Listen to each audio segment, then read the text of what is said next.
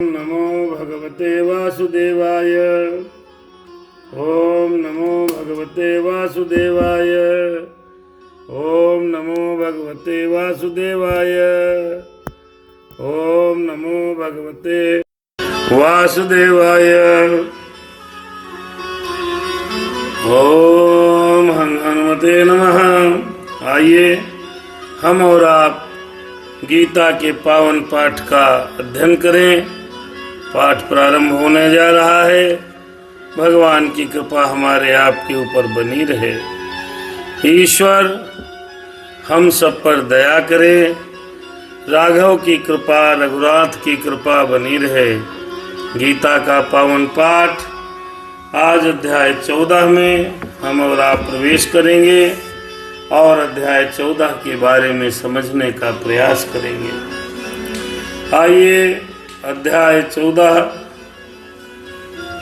का पाठ करने के पहले भगवान का पावन स्मरण करते हैं।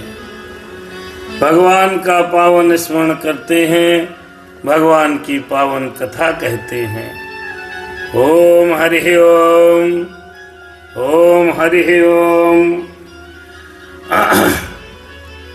अध्याय 14 में हम प्रकृति के 3 गुणों के बारे में समझेंगे और उसका व्याख्यान करने का प्रयास करेंगे। कथा प्रारंभ हो रही। सुनहु शंभु भगवान, सुनहु कृष्ण भगवान, सुनहु मेरे हनुमान। आय के आसन लीजिए कृपा सहित भगवान। कर्पूर गौरम करुणावतारम, संसार सारम भुजगेंद्रहारम। सदा वसंतम हृदयारविंदे, भवम भवानी सहितम नमामि। आइए भगवान श्री कृष्ण के श्री मुख से कुरुक्षेत्र में कही जाने वाली पावन से मद्भगवत गीता का पवित्र पाठ हम और आप करें और भगवान का सानिध्य प्राप्त करें, भगवान की कृपा प्राप्त करें। भगवान का दर्शन है भगवत गीता, भगवान कृष्ण का दर्शन है। आज के इस अध्याय में हम भगवान के श्रीमुख से कहे जाने वाले प्रकृति के 3 गुणों की चर्चा करेंगे। पहला श्लोक है, भगवान श्री कृष्ण अर्जुन से कहते हैं। श्री भगवानुवाच परम भूय प्रवक्ष्यामि ज्ञानानां ज्ञानमुत्तमम्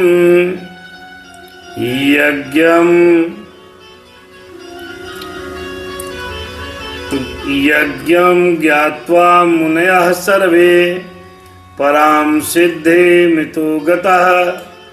भगवान श्री कृष्ण अर्जुन से कहते हैं, भगवान ने कहा कि हे अर्जुन, अब मैं तुमसे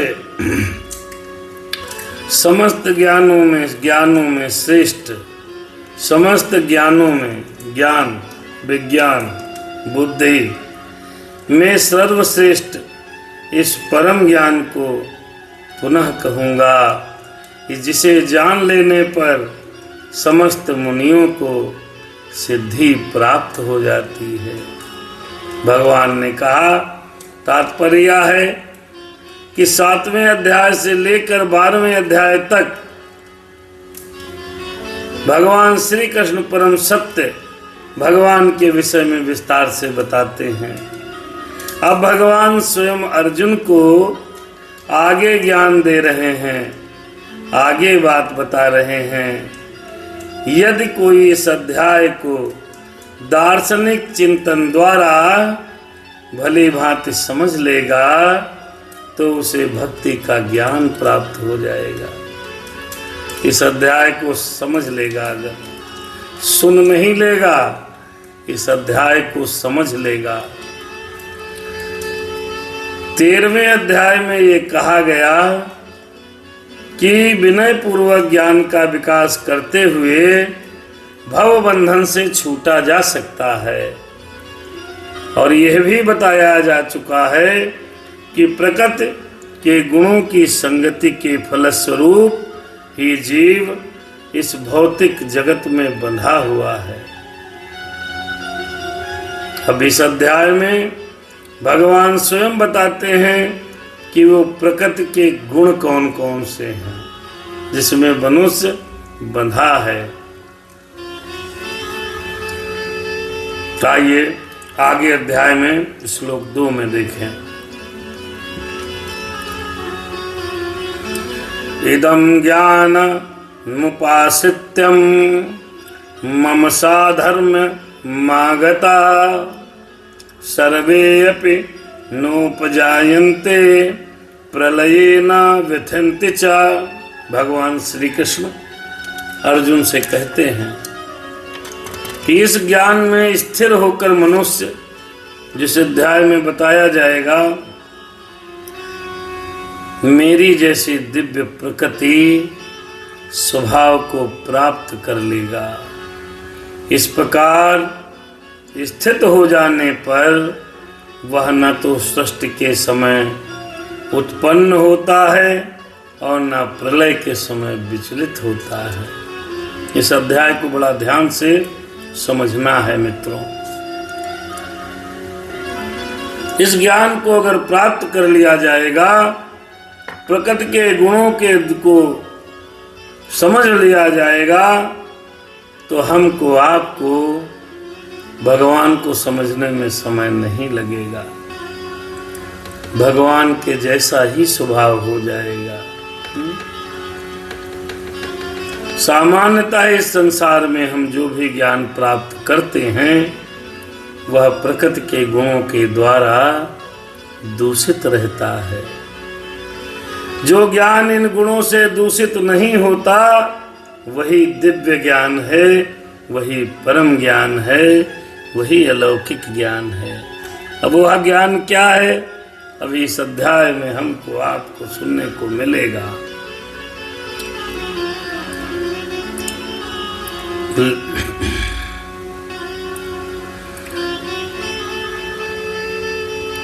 भगवान का ये ज्ञान सुनने के लिए हमको आपको ये अध्याय समझना पड़ेगा। इस अध्याय में भगवान प्रकृति के 3 गुणों के बारे में बता रहे हैं। जो मनुष्य इस अध्याय को समझ लेगा तो उसका स्वभाव परम भगवत भक्ति को प्राप्त हो जाएगा। ऐसा ज्ञान प्राप्त करने के लिए मनुष्य को समस्त आध्यात्मिक गुण उत्पन्न करने होते हैं, लेकिन आधा साधारण व्यक्ति को ये ज्ञान प्राप्त नहीं होता। मनुष्य को भक्ति का ज्ञान प्राप्त करने के लिए अपने अंदर आध्यात्मिक चेतना का विकास करना पड़ता है, आध्यात्मिक पथ पर चलना पड़ता है, आध्यात्मिक मार्गों का दर्शन करना पड़ता है। श्लोक नंबर 3, मम योनि महत ब्रह्मा तस्मिन् गर्भं दधामि अहं संभवः सर्वभूतानां ततः भवति भारतः। भगवान कृष्ण समझाते हुए कह रहे हैं अर्जुन को, हे अर्जुन, हे भरत पुत्र, हे पार्थ, ब्रह्मा नामक समग्र भौतिक वस्तु जन्म का स्रोत है और मैं इसी ब्रह्मा को गर्भस्थ करता हूँ, जिससे समस्त जीवों का जन्म संभव है। जो परम शक्ति है, परम ब्रह्म परमेश्वर, वो जो ब्रह्मा ये समस्त सृष्टि की रचना करता है, भगवान श्री कृष्ण कहते हैं मैं उसे गर्भस्थ करता हूँ। तात्पर्य कि जो कुछ घटित होता है वह क्षेत्र शरीर आत्मा के संयोग से घटित होता है। प्रकृति और जीव का यह संयोग स्वयं भगवान द्वारा संभव बनाया जाता है। हम कुछ कर कहाँ रहे, सब अपने आप घटित हो रहा है। रात हो रही है, दिन हो रहा है, ऋतुएं बदल रही हैं। किसी का बस है क्या? इस समय कोई रात में दिन कर सकता है क्या? इस समय जाड़ा है, कोई गर्मी कर सकता है क्या? समय चक्र स्वतः चलता है, अपने आप ही चलता है। भगवान कृष्ण कहते हैं कि समग्र ब्रह्मांड का संपूर्ण कारण और भौतिक कारण और समग्र वस्तु जिसमें प्रकृति के तीनों गुण रहते हैं वही ब्रह्मा कहलाती है, वही ब्रह्म है। ये जो नेचर है, ये जो प्रकृति है, इसके जो तीन गुण हैं वही ब्रह्म है। 7वें अध्याय में बताया गया है मित्रों कि इससे परे भी एक परा प्रकृति होती है, परा प्रकृति जीव होता है जो भगवान की इच्छा से ये परा प्रकृति भौतिक और अपरा प्रकृति में मिला दी जाती है। यानी कि इस प्रकृति के अलावा भी ब्रह्मांड है, वो सब भगवान की कृपा से संचालित होता है। जैसे बिच्छू अपने अंडे धान के ढेर में देती है और कभी कभी कहा जाता है कि बिच्छू धान से उत्पन्न हुई है, लेकिन धान बिच्छू के जन्म का कारण नहीं है। वास्तव में ये अंडे माता बिच्छू की माता ने दिए हैं। जैसे बिच्छू धान के ढेर में जाती है, अंडे दे आती है, तो लोगों को भ्रम होता है कि यार धान से बिच्छू उत्पन्न हो गया। ठीक इसी प्रकार भौतिक प्रकृति जीवों के जन्म का कारण नहीं होता है, बीज भगवान के द्वारा प्रदत्त किया जाता है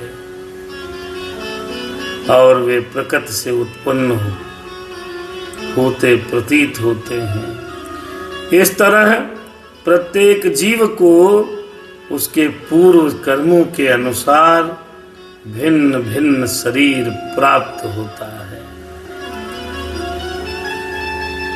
जो इस भौतिक प्रकृति के द्वारा रचित होता है। कर्मों के द्वारा जन्म मिलता है। जिस प्रकृति में जैसा हम कर्म करेंगे वैसे ही फल मिलेगा। फल तो मिलेगा ही, अगला जन्म भी उसी के हिसाब से मिलेगा। जिसके कारण जीव अपने पूर्व कर्मों के अनुसार सुख अथवा दुख भोगता है। बहुत सुखी हैं, कुछ काम नहीं करते, भक्ति करते नहीं, पता नहीं क्यों दुख सुखी हैं, तो उसका पूर्व जन्म का कर्म है, तब न सुखी है। कभी कभी बच्चे पीड़ित हो जाते हैं कि लोग कहते हैं यार बच्चों ने कौन सा पाप किया होगा। छोटे छोटे प्यारे प्यारे बच्चे दुखी होते हैं, कोई विकलांग पैदा हो जाता है, किसी के साथ बड़ा अन्याय हो जाता है, कभी कभी बच्चों के साथ अन्याय हो जाता है। तो भगवत गीता से ज्ञान प्राप्त कर लो कि ये पूर्व जन्म के कारण होता है, पूर्व जन्म के कारण। हम इस जन्म में जो कुछ कर रहे हैं, अगर भुगतान नहीं भुगताया तो जो अगला जन्म होगा तो उसमें भुगतना पड़ेगा। गीता में लिखा है भौतिक जगत के जीवों की समस्त अभिव्यक्तियों का कारण केवल भगवान है। इसलिए भगवान का भजन करो, इसलिए भगवान को पाठ करो, इसलिए भगवान की पूजा करो। कोई नहीं है, सब कुछ करता रहता फिर भी मौन है, बोलो कौन है। श्लोक 4 अध्याय 14 श्रीमद् भगवत गीता।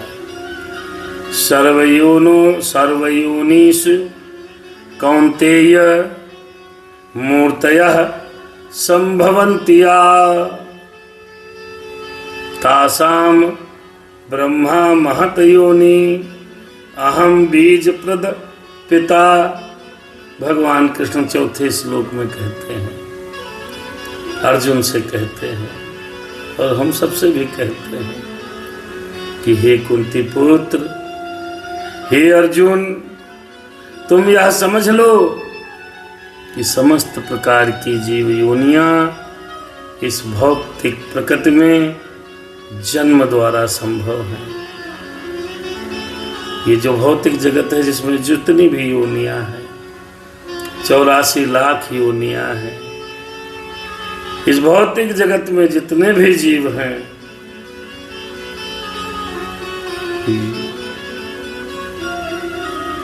प्रकृति के द्वारा ही जन्म संभव है। भगवान उनका केवल बीज प्रदाता है। बीज भगवान डालता है, बस बीज बनाता है। बीज प्रदाता पिता है। बहुत बहुत देखो भैया, जो बच्चे हो रहे हैं, जो कुछ हो रहा है, सब भगवान करते हैं। भगवान की कृपा होती है तभी जीवात्मा इस भौतिक जगत में जन्म लेती है। इस श्लोक का तात्पर्य स्पष्ट रूप से है कि भगवान श्री कृष्ण समस्त जीवों के आदि पिता हैं। सारे जीव भौतिक प्रकृति तथा आध्यात्मिक प्रकृति के संयोग हैं और कुछ नहीं है।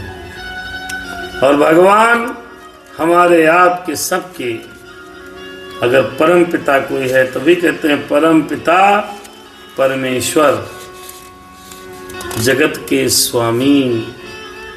बुजुर्ग लोग गलत थोड़ा ही कहते हैं। पृथ्वी जल तथा अग्नि के भीतर भी जीव होता है। ये सारे जीव माता भौतिक प्रकृति तथा बीज प्रदाता कृष्ण के द्वारा प्रकट होते हैं। हमारा जो शरीर बना है, छित जल पावक गगन समीरा, पंच तत्व निर्मित ये शरीरा। 5 तत्वों से बना है। वो 5 तत्व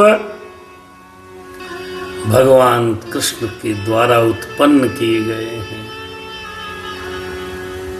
ये सारे जीव माता भौतिक प्रकृति तथा बीज प्रदाता कृष्ण के द्वारा प्रकट होते हैं। हम प्रकृति से जो कुछ आहार लेते हैं उसी से हमारा शरीर पुष्ट होता है, इसे समझो। और उसमें वीर्य का निर्माण भी तो खाने पीने से ही होता है। तो वीर्य का निर्माण कहाँ हुआ? बीज का निर्माण प्रकृति से हुआ। अंडे का निर्माण प्रकृति से हुआ है। वीर्य शुक्राणु अंडाणु जब मिलते हैं तो बच्चे का जन्म का प्रारंभिक चरण माना जाता है। और ये दोनों कहाँ से मिलते हैं? ये प्रकृति से मिलते हैं। हम जो खाते हैं प्रकृति, जो कुछ खाते हैं प्रकृति ही तो देती है। और उसमें जो जीव तत्व बीज होता है वो भगवान कृष्ण के द्वारा निर्मित होता है। तो पाद पिता कौन हुआ? भगवान हुए। इसलिए भगवान का भजन करो। ये हमारे सब माता पिता, सब भौतिक माता पिता, ये शारीरिक माता पिता हैं।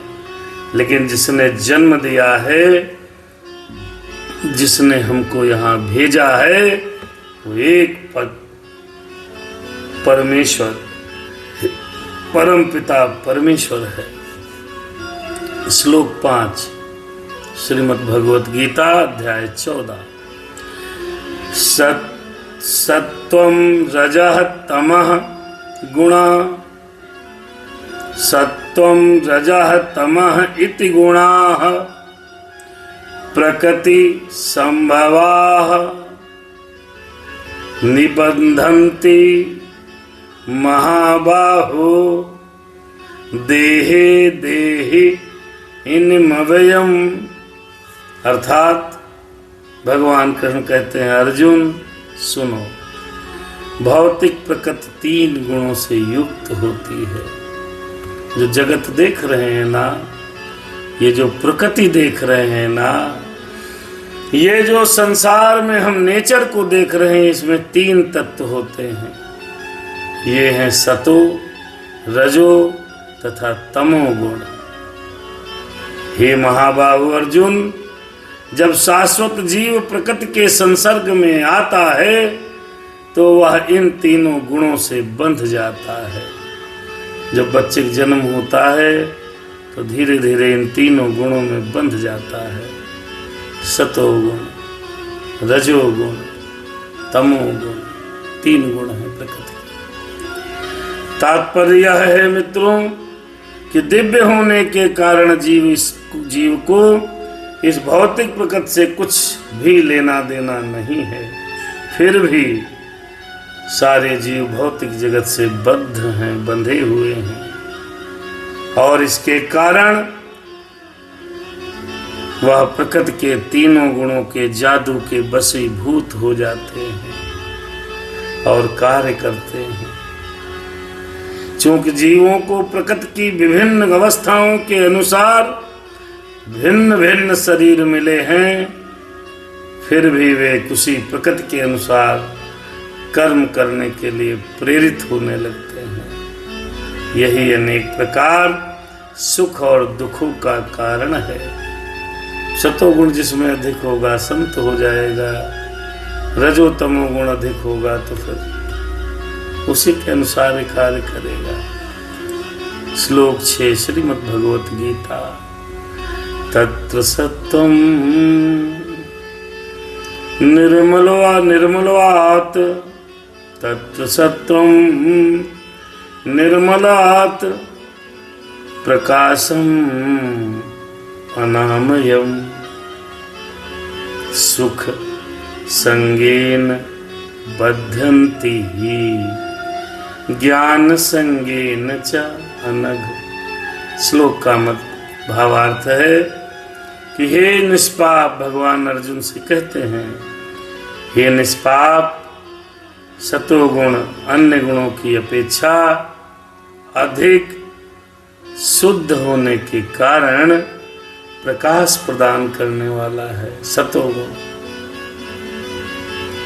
और मनुष्यों को सारे पाप कर्मों से मुक्त कराने वाला है। जो लोग इस गुण में स्थित होते हैं वे सुख और ज्ञान के भाव से बंध जाते हैं। सतोगुण, भगवान कृष्ण कहते हैं प्रकृति के कितने गुण हैं? 3। पहला सतोगुण, दूसरा रजोगुण, और तीसरा है मित्रों तमोगुण। पहला गुण क्या हुआ? पहला गुण हुआ सतोगुण, और गीता में लिखा है कि जो प्राणी इस गुण से बंध गया तो समझ लो उसका कल्याण हो गया। श्लोक का तात्पर्य यह है कि अगर जीव सारी कठिनाइयों को भले सहता हुआ, चाहे जितनी समस्या हो, यदि वह सतोगुण में स्थित होता है और सतोगुण का जो प्रतिनिधि है वह ब्राह्मण है, अर्थात ब्राह्मणों को सतोगुणी होना चाहिए। शास्त्रों ने ब्राह्मणों को सतोगुणी ही माना है। सुख का यह भाव इस विचार के कारण है कि सतोगुण में पाप कर्मों से प्रायः व्यक्ति मुक्त हो जाता है, कर ही नहीं पाता है। वास्तव में वैदिक साहित्य में यह कहा गया है कि सतोगुण का अर्थ है कि अधिक ज्ञान, सुख का अधिकाधिक अनुभव अगर आप कर रहे हैं तो आप सतोगुणी हैं। सारी इस कठिनाई यह है कि जब मनुष्य सतोगुण में स्थित होता है तो उसे ऐसा अनुभव होता है कि वह ज्ञान में आगे है और अन्यों की अपेक्षा वह श्रेष्ठ है। इस प्रकार वह बद जाता। इसके उदाहरण वैज्ञानिक, दार्शनिक हैं, इनमें से प्रत्येक को अपने ज्ञान का गर्व रहता है और ये लोग अपने रहन सहन को सुधार लेते हैं तो इनको भौतिक सुखों का भी आनंद प्राप्त होता है।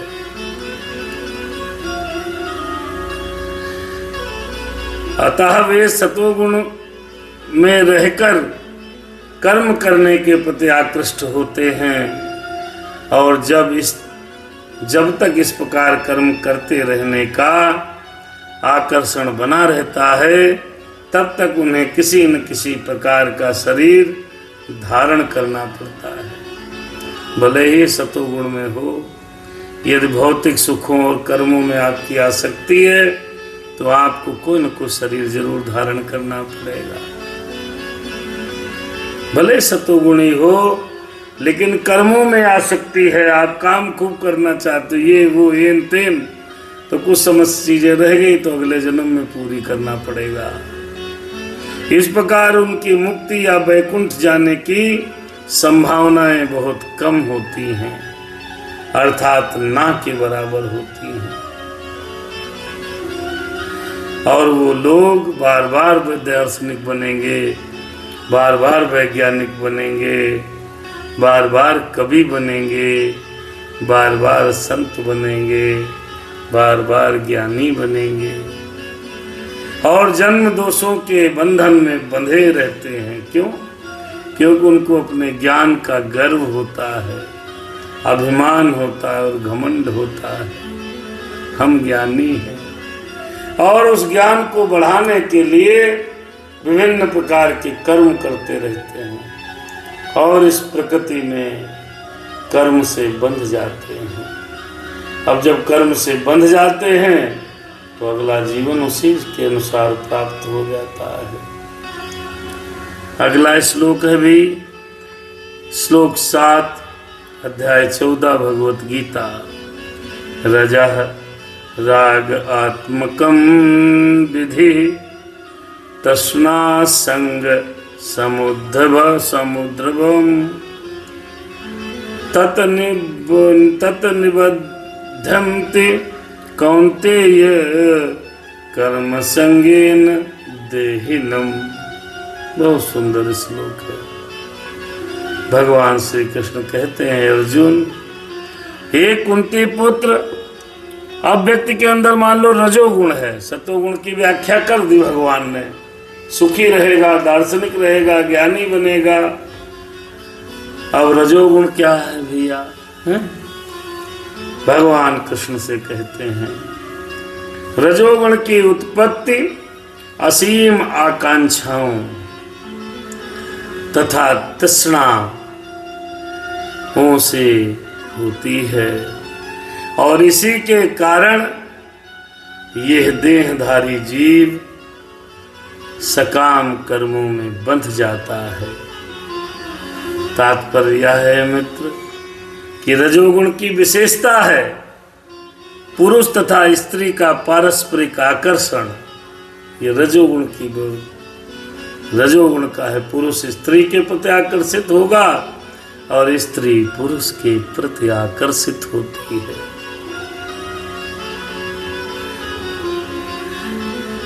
यह रजोगुण कहलाता है। आकर्षण भाव का उत्पन्न होना रजोगुण कहलाता है।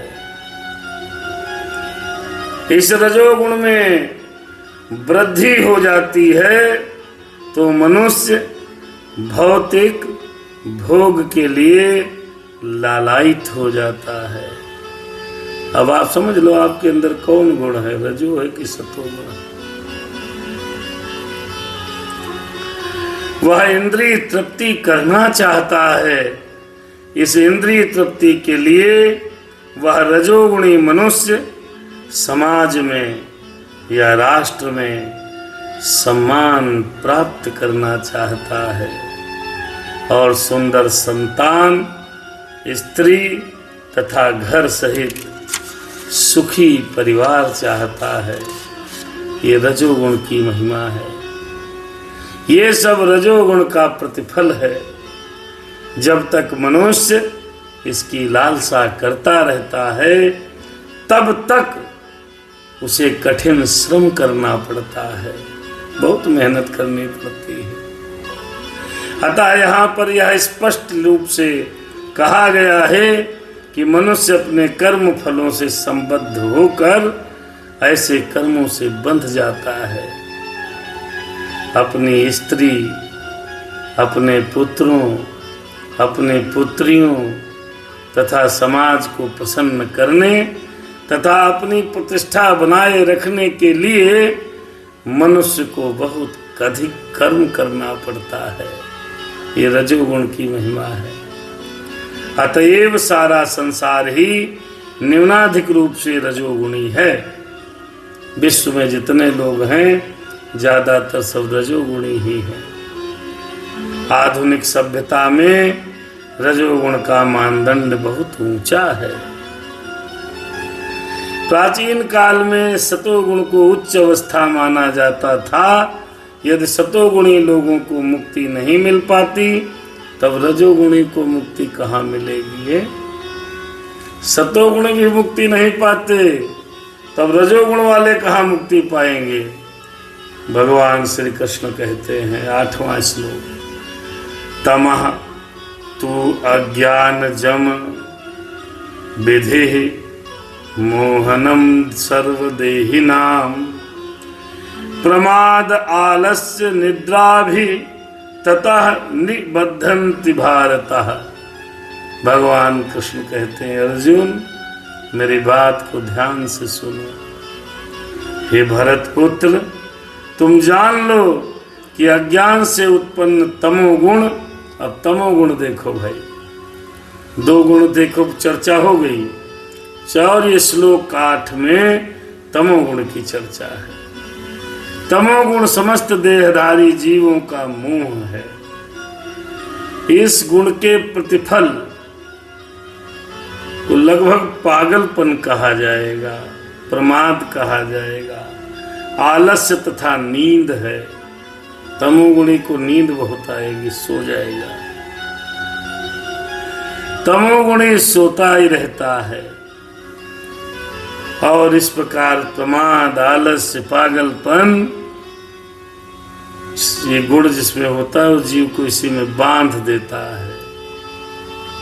इसका तात्पर्य यह है कि तमोगुण देहधारी जीव का अत्यंत विचित्र गुण है कि वह सतोगुण के सर्वथा विपरीत होता है।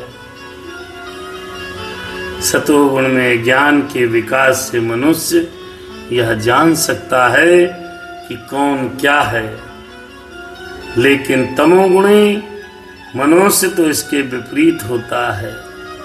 जो भी तमोगुण के फेर में पड़ता है वह पागल हो जाता है, वह पागल हो जाता है। और पागल पुरुष ये नहीं समझ पाता कि कौन क्या है, कौन कैसा है, कौन कहाँ है, कुछ समझ में नहीं आता है। वह प्रगति करने के बजाय अधोगति को प्राप्त हो जाता है। प्रगति तो छोड़ो, वो जमीन के अंदर धंसता चला जाता है। कौन होगा? तमोगुणी व्यक्ति, तमोगुणी। वैदिक साहित्य में तमोगुण की परिभाषा इस प्रकार है, वस्तु यथा ज्ञानम वरकम विपर्य ज्ञान जनकम तमः। अज्ञान के वशीभूत होने पर कोई मनुष्य किसी वस्तु को यथा रूप में समझ नहीं पाता है। उदाहरण, प्रत्येक व्यक्ति देखता है कि उसका बाबा मरा है, अतः वह भी मरेगा। मनुष्य मरते हैं और सबकी संतानें भी मरेंगी, अतएव मृत्यु ध्रुव है। फिर भी लोग पागल होकर धन का संग्रह करते हैं और नित्य आत्मा की चिंता किए बिना अहर्निश कठोर श्रम करते हैं। ये पागलपन ही तो है। तो कुछ कुछ तमोगुण भी है सबके अंदर, रजोगुण है, तमोगुण भी है। लेकिन तमोगुण के व्यक्ति अधिक आलसी होते हैं। जब उन्हें आध्यात्मिक ज्ञान के लिए सम्मिलित होने के लिए आमंत्रण दिया जाता है तो वे अधिक रुचि नहीं दिखाते, तमोगुणी होते हैं। वे रजोगुणी व्यक्ति की तरह भी सक्रिय नहीं होते। अतएव तमोगुणी में लिप्त व्यक्ति का एक यह गुण भी है कि वह आवश्यकता से अधिक सोता है। 6 घंटे की नींद पर्याप्त है मित्रों, लेकिन ऐसा व्यक्ति दिन भर में लगभग 10 से 12 घंटे सोता है, 12 घंटे तक सोता है। ऐसा व्यक्ति सदैव निराश प्रतीत होता है और भौतिक द्रव्यों तथा निद्रा के प्रति व्यसनी बन जाता है। यही तमोगुणी व्यक्ति के लक्षण हैं। आइए 9 नंबर श्लोक। सत्वं सुखे संयति रजः कर्माणि भारत ज्ञान वृत्त तो तमः प्रमादे संयुक्तः। भगवान कृष्ण कहते हैं, हे भरत पुत्र, सतोगुणी मनुष्य को सुख से, सतोगुण मनुष्य को सुख से बांधता है, रजोगुण सकाम कर्म से बांधता है और तमोगुण मनुष्य के ज्ञान को ढककर उसको पागलपन से बांधता है। जो उन गुण आप लेना चाहो वो मौजूद है इस प्रकृति में, वह गुण भी मौजूद है जो आप प्राप्त करना चाहो। अच्छा, अगला श्लोक। रज तमः च अभिभूय सत्वं भवति भारत। रजः सत्वं तमः एच एव, तमः सत्वं रजः तथा। सिंधी में इसका भावार्थ समझिए। भगवान श्री कृष्ण कहते हैं, हे अर्जुन, हे भरत पुत्र, कभी कभी सतोगुण, रजोगुण तथा तमोगुण, कभी कभी सतोगुण, रजोगुण तथा तमोगुण को परास्त करके प्रधान बन जाता है, तो कभी रजोगुण सतो तथा तमो को परास्त करके प्रधान बन जाता है। और कभी कभी ऐसा भी होता है कि तमो सतो, तमोगुण जो है सतोगुण और रजोगुण को परास्त कर देता है। इस प्रकार श्रेष्ठता के लिए निरंतर प्रतिस्पर्धा चलती रहती है। कभी कभी सतोगुण जो है दोनों गुणों को परास्त कर देगा और व्यक्ति सतोगुणी हो जाएगा। कभी कभी रजोगुण जो होगा वो तमोगुण को और सतोगुण को परास्त करके वह प्रभावी बन जाता है। और कभी कभी जो रजोगुण है ना, वो सतोगुण को नहीं, कभी कभी जो तमोगुण है ना, वो रजोगुण को और सतोगुण को समाप्त कर देता है, परास्त करता है। ये प्रतिस्पर्धा चलती रहती है। अतः भगवान के भक्ति में जो लगा रहता है, अर्थात भगवान कृष्ण की भक्ति में जो व्यक्ति वास्तव में उन्नति करने का इच्छुक है, उसे इन तीनों गुणों को लांघना पड़ता है। प्रकृति के किसी एक गुण की प्रधानता मनुष्य के आचरण में, उसके कार्यकलापों में, उसके खान पान में प्रकट होती रहती है।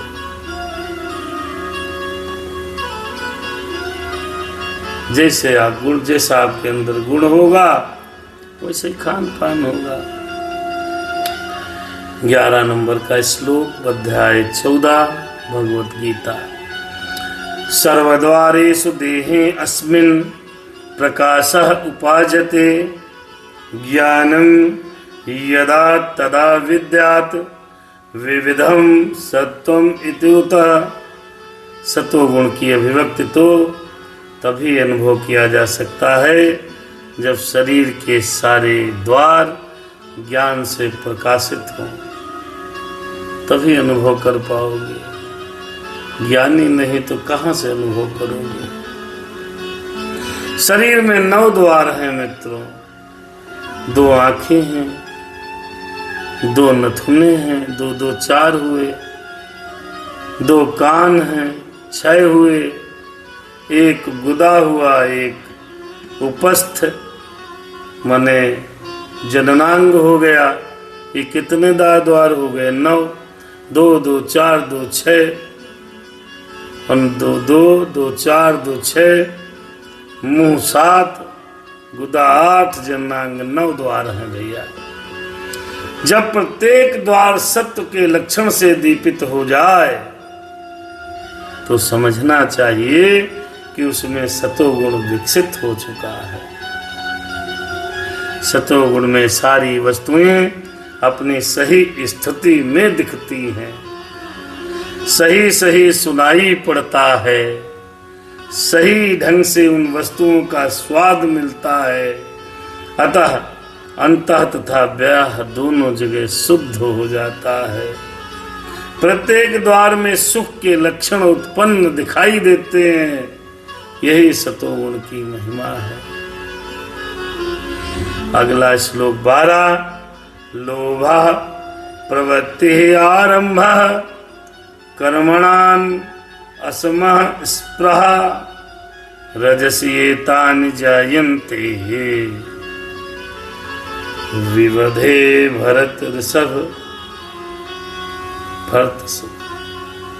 हे भरतवंशियों में प्रमुख अर्जुन, जब रजोगुण में वृद्धि हो जाती है तो अत्यधिक आसक्ति, सकाम कर्म, गहन उद्यम, अनियंत्रित इच्छा एवं लालसा के लक्षण प्रकट होते हैं। भगवान कृष्ण कहते हैं गीता में कि रजोगुणी व्यक्ति कभी भी पहले से प्राप्त पद से संतुष्ट नहीं होता है। भगवान ने जो काम दिया उससे कभी संतुष्ट नहीं होगा। तो पहला जो पद प्राप्त हुआ तो जो रजोगुणी व्यक्ति होगा वो अपने पद से कभी संतुष्ट नहीं होगा। वह अपना पद बढ़ाने के लिए सदैव लालायित रहता है। 1 फैक्ट्री, 2 फैक्ट्री, 4 फैक्ट्री, हमारे जैसे लोग, हम भी रजोगुणी, ये घर वो घर, ये ताम वो झाम, वो हर समय बढ़ाने के लिए आगे बढ़ता रहता है। यदि उसे मकान बनवाना है तो वह महल बनवाने के लिए भरकस प्रयत्न करता है। हमारे जैसे लोग, घर बनना चाहिए, सब कुछ सही हो सकता है छोटे से घर में, नहीं, अच्छा होना चाहिए। तो हमारे अंदर रजोगुण है।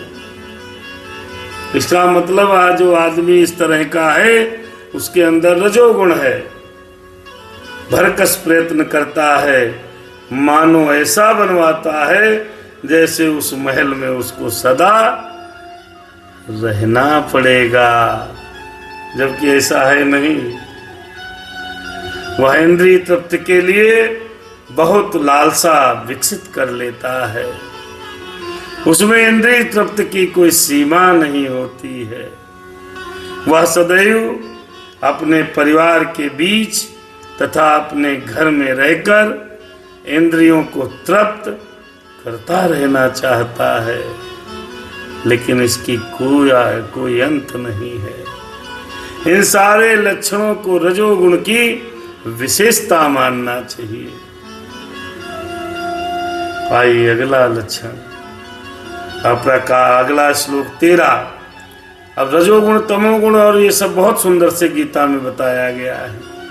अप्रकाशः अपवृत्तिः च प्रमादः मोह एवं च तमसि एतानि जायन्ते विवृद्धे कुरु नंदनः। भगवान कृष्ण अर्जुन से कहते हैं, क्या कहते हैं कि जब तमोगुण में वृद्धि हो जाती है, सतोगुण, रजोगुण, तमोगुण, तीसरा गुण है तमोगुण, तो हे कुरुपुत्र, अंधेरा, जड़ता, प्रमता तथा मोह का प्राकट्य हो जाता है।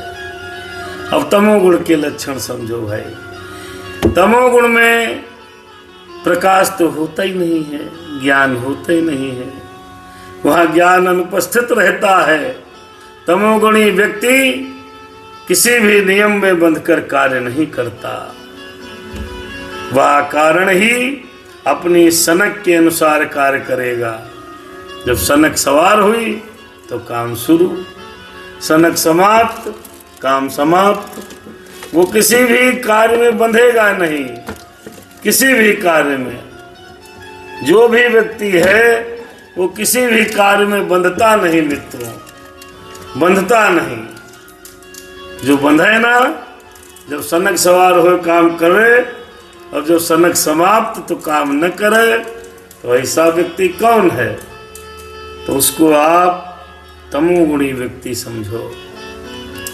यद्यप उसमें कार्य करने की क्षमता होती है, ऐसा नहीं कि क्षमता ही नहीं है, क्षमता तो होती है, किंतु वह परिश्रम नहीं करता। वह व्यक्ति कार्य करता ही नहीं, क्षमता होने के बावजूद भी। वह यह मोह कहलाता है। यद्यपि चेतना रहती है, लेकिन फिर भी वह जीव निष्क्रिय रहता है। ये तमोगुण के लक्षण है, भगवान कृष्ण कहते हैं। ये अगला श्लोक 14।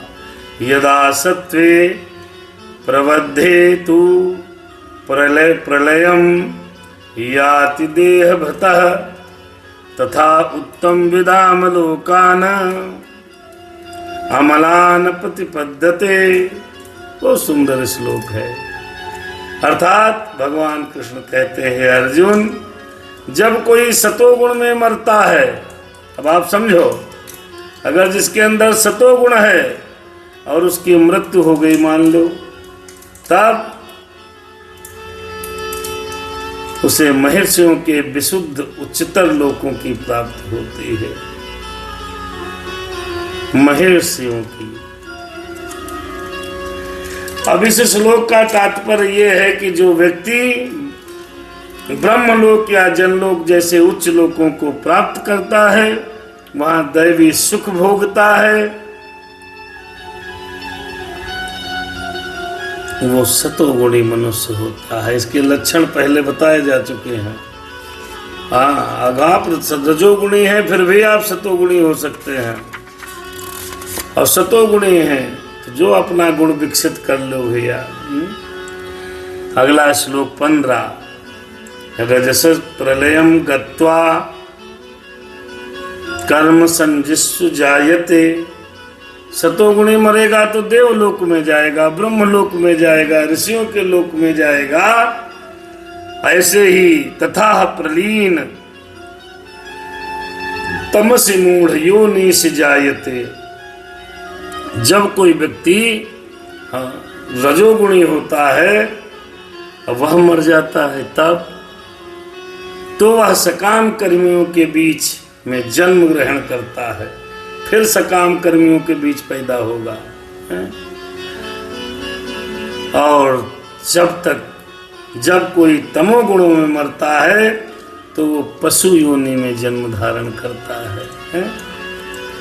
रजोगुण तक तो ठीक है, तमोगुण नहीं सही है। सतोगुण हो तो ज्यादा ही बढ़िया। अर्थात कुछ लोगों का विचार है कि एक मनुष्य जीवन को प्राप्त करके आत्मा को कभी नीचे नहीं गिरना चाहिए। यह ठीक नहीं है, क्योंकि मनुष्य योनि सबसे बढ़िया है। इस श्लोक के अनुसार यदि कोई तमोगुणी बन जाता है मित्रों, तो मनुष्य फिर नीचे योनि में जन्म लेता है, मनुष्य योनि में। वहां से जीव को विकास प्रक्रम द्वारा फिर मनुष्य योनि में आना पड़ता है। अतएव जो लोग मनुष्य जीवन के विषय में समुचित चिंतित हैं, उन्हें क्या बन जाना चाहिए? सतोगुणी बन जाना चाहिए। अच्छी संगति में रहकर, अपने गुणों को लांघ कर भगवान की भक्ति में स्थित होना चाहिए।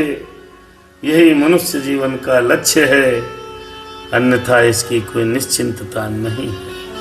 भगवान कृष्ण कहते हैं, अर्जुन कर्मणः सुकृतस्य आहुः सात्विकतं निर्मलं फलं रजसः तु फलं दुखम अज्ञानम तमसः फलम।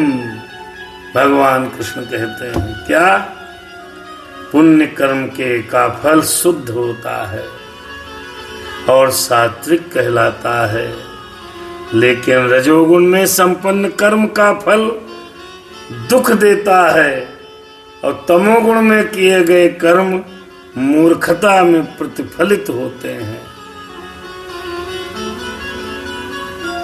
भगवान की कृपा से सतोगुणी धर्म अपनाना चाहिए।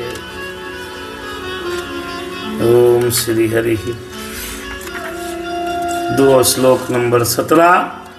सत्वात् सज्जाते ज्ञानम रजसः लोभ एव च प्रमादम मोहो तमसः भवत अज्ञानम एव च, मतलब अज्ञानम एव च।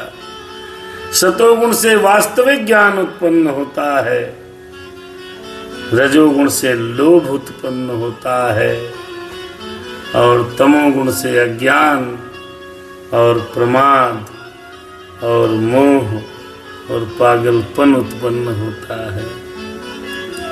तो सतोगुण, रजोगुण, तमोगुण, आहा क्या कहना।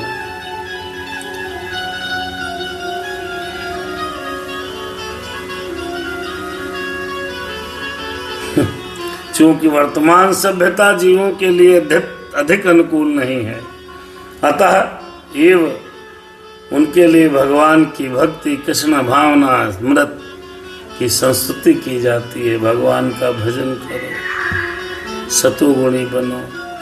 तमोगुण में रहने के कारण लोग यह नहीं देख पाते कि जिस पशु का वे वध कर रहे हैं उसी के द्वारा वे अगले जन्म में मारे जाएंगे और मार मार के खा रहे हैं। नॉनवेज गटक रहे हैं, शराब को गटक रहे हैं। क्या कर रहे हो भैया? फिर अगले जन्म में वही जानवर आपको मारेगा। सतोगुण में शिक्षित हो जाने पर वे गंभीर बनेंगे और वस्तुओं को सही रूप से जान सकेंगे। तो धीरे धीरे सतोगुण में प्रवेश करो। विश्व के लोग रजोगुण तथा तमोगुण में लगे रहे तो शांति और संपन्नता नहीं रह पाएगी। रजोगुण में लोग लोभी बन जाते हैं। इंद्रिय भोग की उनकी लालसा की कोई सीमा नहीं होती है। कोई भी यह देख सकता है कि भले ही किसी के पास प्रचुर धन, इंद्रिय तृप्ति के लिए साधन पर्याप्त हों, लेकिन उसे न तो सुख मिलता है और न मन को शांति मिलती है, क्योंकि वह रजोगुण में स्थित होता है। उसे यदि कोई रंच मात्र भी सुख चाहता है तो धन उसकी सहायता नहीं कर सकता। भगवान की भक्ति, कृष्ण भावनामृत के अभ्यास के द्वारा उसको सतोगुण में अपने आप को स्थित करना होगा। जब कोई रजोगुण में रत रहता है तो व्यवसाय भी अत्यंत कष्टकारक होते हैं। उसे अपनी मर्यादा बनाए रखने के लिए बहुत योजनाएं बनानी पड़ती हैं। ये सब कष्टकारक हैं।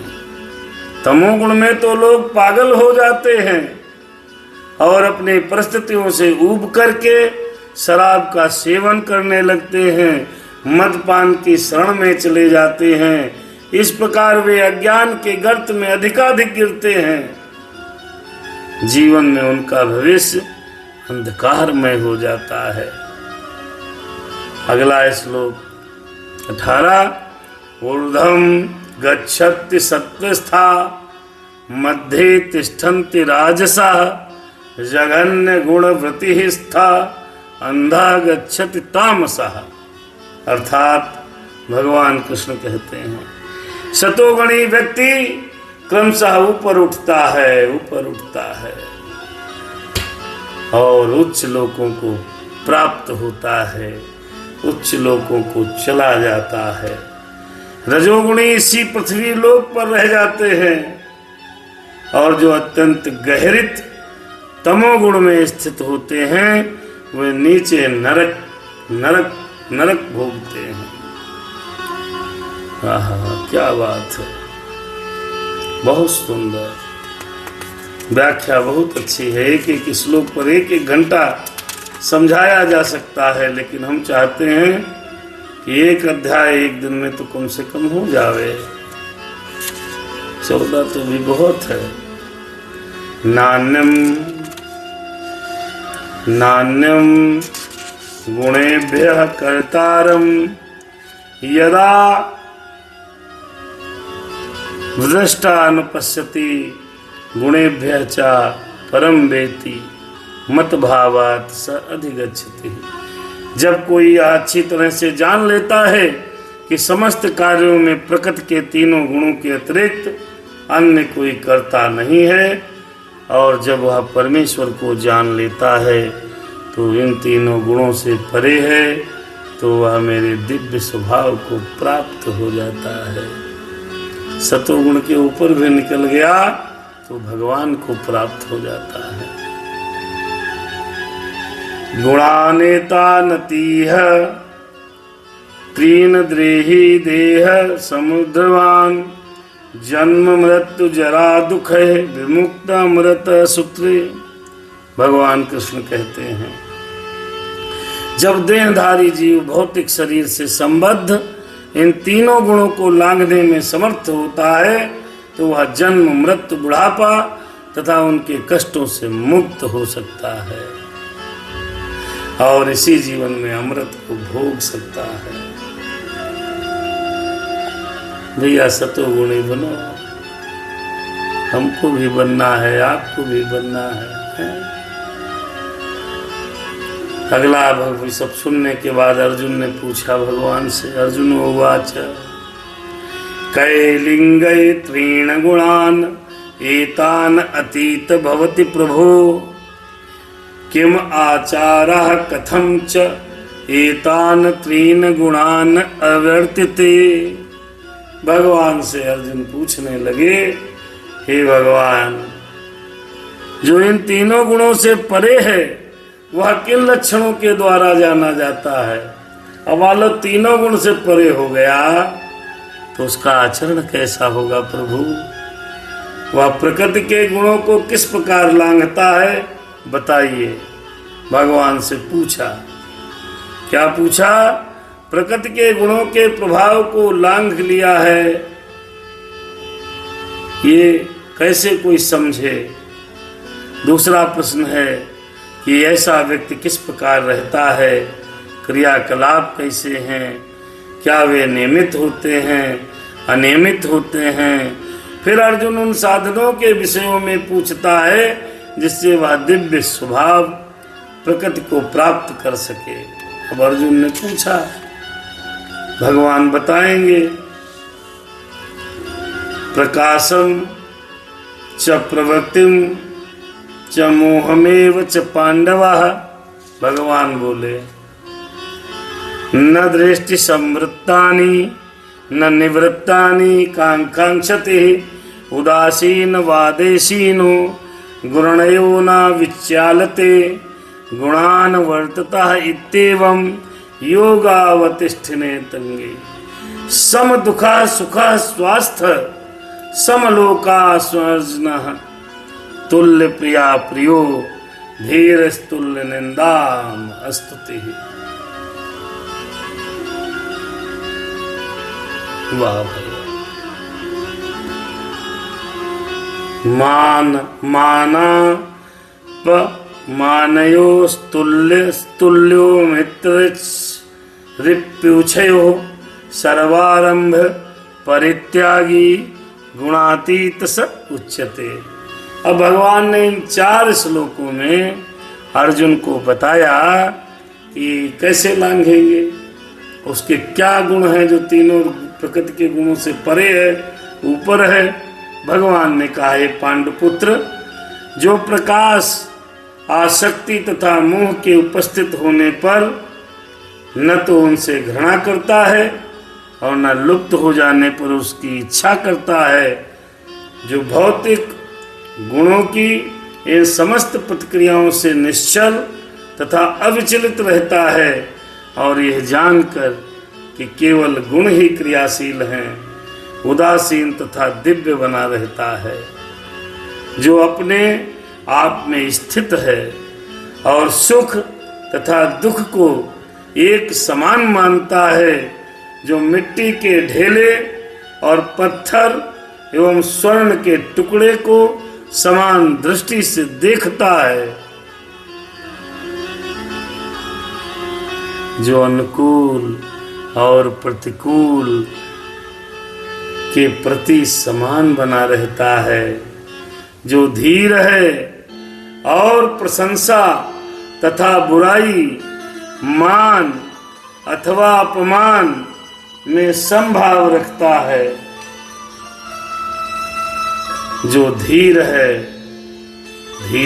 गंभीर है, जिस प्रशंसा तथा बुराई, मान तथा अपमान में समान भाव से रहता है, जो शत्रु तथा मित्र के साथ समान व्यवहार करता है और जिसने सारे भौतिक कार्यों का परित्याग कर दिया है, ऐसे व्यक्ति को प्रकृति के गुणों से अतीत कहा जाता है। रजोगुण, तमोगुण, सतोगुण, रजोगुण, तमोगुण, ये प्रकृति के 3 गुण हैं मित्रों। इनसे दूर कैसे जाए, अर्जुन ने पूछा। भगवान ने कहा कि जो व्यक्ति मिट्टी के डीला, पत्थर और सोने के टुकड़े में कोई भेद न करे, उसके लिए सोना भी मिट्टी के बराबर हो, सुख दुख में समान हो, धीर हो, गंभीर हो, हाँ, मान और सम्मान और अपमान में समान भाव से रहे, शत्रु मित्र के साथ समान व्यवहार करे, सारे भौतिक कार्यों का परित्याग कर दे, ऐसे व्यक्ति को प्रकृति के 3 गुणों से ऊपर समझना चाहिए। बहुत सुंदर है, कौन करेगा भगवान जाने। बहुत सुंदर है, बड़ी सुंदर है व्यवस्था। गीता में लिखा है, भगवान कृष्ण कहते हैं, माम च यः अभिचारेण भक्ति योगेन सेवते सह गुणान समतीय एतान ब्रह्म भुवाय कल्पते। अर्थात भगवान कृष्ण कहते हैं, जो समस्त परिस्थितियों में अविचलित भाव से पूर्ण भक्ति में प्रवृत्त होता है, अरे चाहे जैसी परिस्थिति हो भगवान में समर्पित होता है, वह तुरंत ही प्रकृति के गुणों को लांघ जाता है। कैसे लांघे? तो भगवान की भक्ति करें, इस प्रकार ब्रह्मा के स्तर तक पहुंच जाता है। ब्राह्मणा ही प्रतिष्ठाहम अमर्तस्य अवयस्य च शाश्वतस्य च धर्मस्य सुखस्य एकांतिकस्य च। भगवान ने कहा, हे अर्जुन, और मैं ही उस निराकार ब्रह्मा का आश्रय हूँ, जो अमरत्व, अविनाशी तथा शाश्वत हूँ और चरम सुख का स्वाभाविक पद हूँ।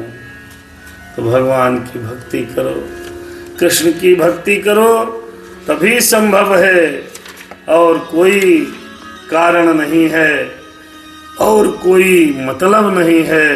प्रकृति के 3 गुणों से जो व्यक्ति पार जाना चाहता है, भगवान की भक्ति करे। सतोगुण वाला व्यक्ति यदि कभी मरता है तो उसको कम से कम ब्रह्मलोक प्राप्त होता है। रजोगुण वाला मरता है तो पुनः मनुष्य योनि प्राप्त करता है, और तमोगुण वाला पशु योनि में जाता है, तमोगुण वाला नरक में वास करता है।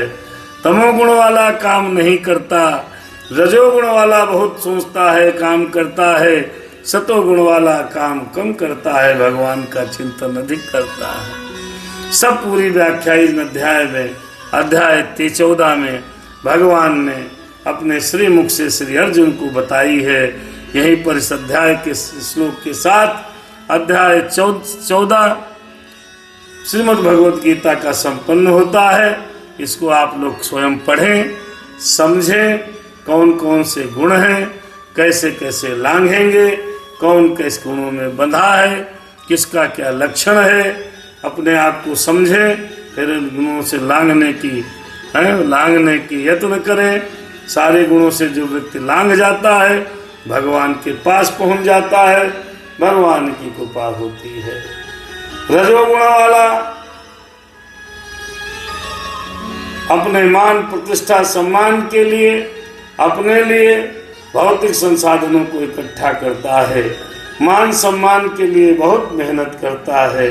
सतोगुण वाला भी भगवान की भक्ति प्राप्त करने में लगा रहता है, और तमोगुण वाला कुछ नहीं करता।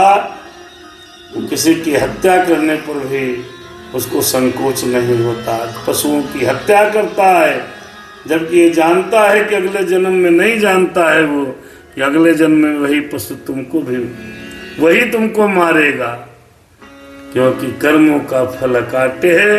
भगवत गीता का आप सभी दर्शन करें भगवान की कृपा से। आज ये अध्याय 14 यहाँ पूर्ण हुआ। अगले चरण में अध्याय 15 और 3 अध्याय बचे हैं, बस 18 अध्याय की भगवत गीता। 18 दिन में कौरव समाप्त हुए थे। बड़े बड़े रणबंका दिए परमल से कूट, देखो तात 18 दिन में बड़े बड़े रणबंका दिए परमल से कूट। अब तो प्रेम बढ़ाओ, तजो आपस की फूट, तजो आपस की फूट। जिस घर गांव नगर में जाकर फूट ने डेरा डाला, उस घर गांव नगर का भैया दिया निकाल दिवाला। पड़ी सराफत टूट, अब तो प्रेम बढ़ाओ, तजो आपस की फूट। भविष्य के साथ हम सब प्रेम भाव से रहें, भगवान की कृपा सब पर बनी रहे, भगवान श्री कृष्ण सब पर कृपा बनाए रखें। श्री राधे राधे, जय श्री कृष्णा। और अगले 15वें अध्याय में अगले इतना अध्याय गीता का इस मोटा वाला भाग हो चुका, इतना बचा है। श्रीमद् भगवत गीता की पाठ चल रहा है। भगवान की कृपा बनी रहे। शुभ रात्रि। आप सभी लोग मस्त रहें, स्वस्थ रहें। भैया लास्ट में हमारी कंचन बहन श्री आदरणीय श्री अवनिंद कुमार अवस्थी भैया प्रभु के जय जय श्री कृष्णा लिखते हैं, जय राधे राधे। मनोरमा बहन जुड़ी थी, कई लोग जुड़े, कई लोग यूट्यूब पर आए। सबको सादर नमन, प्रणाम, वंदन। शुभ रात्रि। श्री राधे राधे।